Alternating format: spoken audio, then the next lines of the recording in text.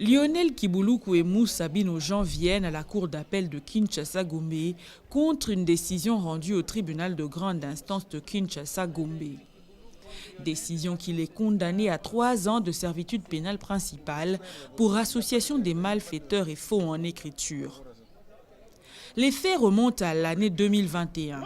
Selon les avocats de la partie intimée Jean Tiningobila, gouverneur de la ville-province de Kinshasa, les deux appelants Lionel Kibuluku et Moussa Binojan auraient usurpé l'identité de leurs clients sur les réseaux sociaux. Ils auraient créé une page Facebook au nom du gouverneur et y auraient publié des images à caractère pornographique et critiquant négativement le régime en place.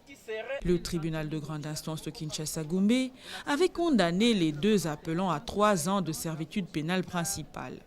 La Cour commence par vérifier la régularité de la saisine, se déclare saisie à l'égard de toutes les parties à l'exception de l'appelant Lionel Kibuluku. Celui-ci soutient ne pas être en mesure de comparaître seul et demande à la Cour si elle peut lui accorder quelques heures afin d'attendre son avocat conseil, une demande à laquelle la Cour a accédé. Elle accepte de comparaître volontairement, cela étant, la Cour se déclare régulièrement saisie sur comparution volontaire à l'égard du prévenu Moussa Binojan et à l'égard de la partie civile Jantini Ngobila Mbaka. Ne l'est pas à l'égard de Kibuluku. Oui, il s'est fait qu'il a un petit empêchement, il a appelé, il a dit qu'il est en route au niveau de Mollard. Donc, ça serait vraiment pour moi très difficile de comparaître seul. Je souhaiterais, en tout cas, je demande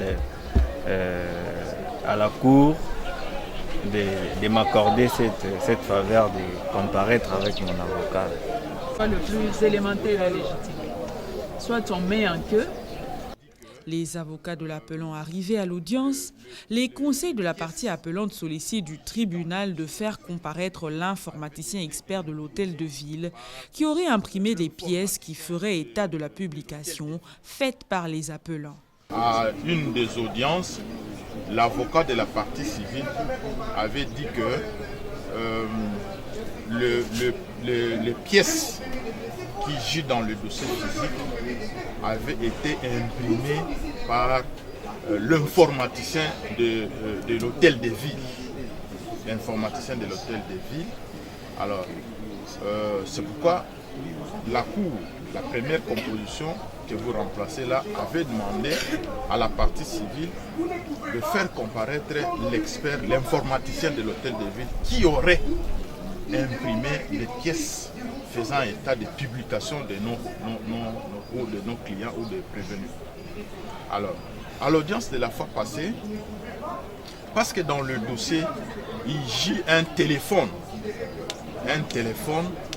qui avait été saisi au parquet, selon les dires de la partie civile, que les éléments ou les pièces versées dans le dossier physique depuis le parquet ont été imprimés dans le téléphone du prévenu quand il était encore au parquet, quand on l'avait saisi, on l'avait arrêté au parquet. Donc c'est dans son téléphone qu'on aurait imprimé les pièces qui sont dans le dossier physique. Les avocats de la partie intimée Jean Tiningobila soutiennent pour leur part qu'il n'existe pas de preuve de notification des experts. Ils soutiennent en outre que la plainte avait été faite sur base des pièces déjà imprimées qui étaient publiées sur une page Facebook au nom du gouverneur Jean Tiningobila. Lorsque le confrère a pris parole pour rappeler à la Cour le pourquoi de l'expert à ce jour, le confrère plaide. Et en plaidant, il tire la couverture de son côté et il dit des choses qui ne sont pas vraies. Nous n'avons pas dit ici qu'on requiert un expert pour vérifier les pièces qui seraient imprimées dans les téléphones. Lorsque nous avons fait la plainte, avant l'arrestation du prévenu, votre honneur, on saisit le parquet avec les pièces déjà imprimées parce que c'était public sur Facebook et que la victime, aujourd'hui partie civile, était au courant qu'il y avait des choses qui se faisaient à son nom. L'expert aujourd'hui ne comparait pas pour vérifier si réellement on a imprimé. Comment on peut imprimer dans les téléphones? Il vient parce qu'il y avait un objet Souros. Dans l'objet Souros, nous avons estimé qu'on pourrait téléguider déjà de loin la page Facebook pour une personne qui détient le mot de passe. Mais la Cour estime que l'expert peut comparaître pour vérifier s'il y a possibilité de retracer si ce téléphone a été en contact avec cette page. La Cour avait requis un expert.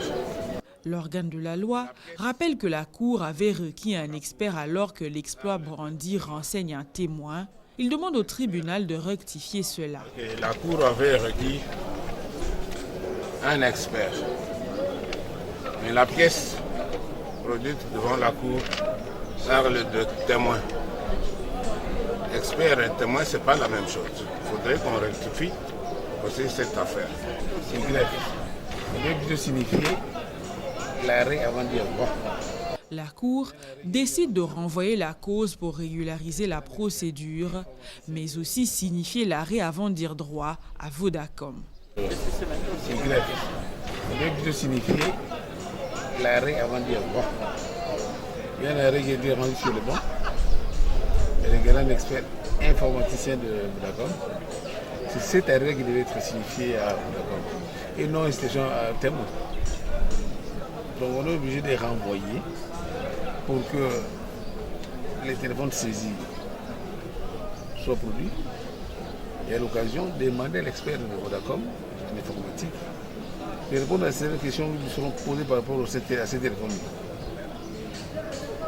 Donc on reprend la procédure chez le greffier. Donc vous allez demander à votre collègue d'abord de disposer d'abord les PV de l'audience passée et reprendre la procédure par rapport à l'arrêt avant de voir. Donc il faut signifier l'arrêt à Vodacom.